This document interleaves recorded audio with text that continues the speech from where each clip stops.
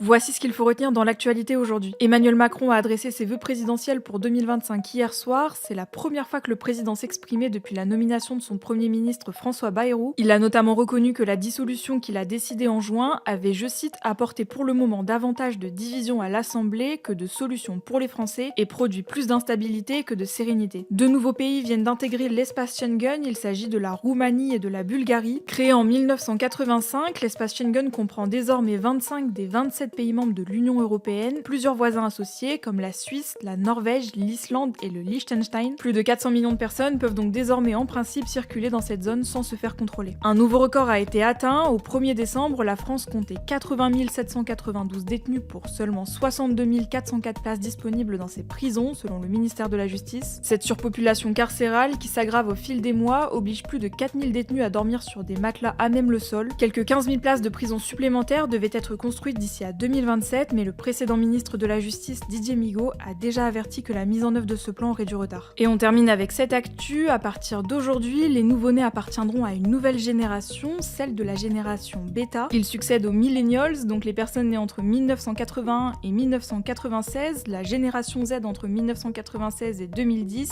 et la génération alpha entre 2010 et 2024. Cette nouvelle génération bêta durera jusqu'en 2040.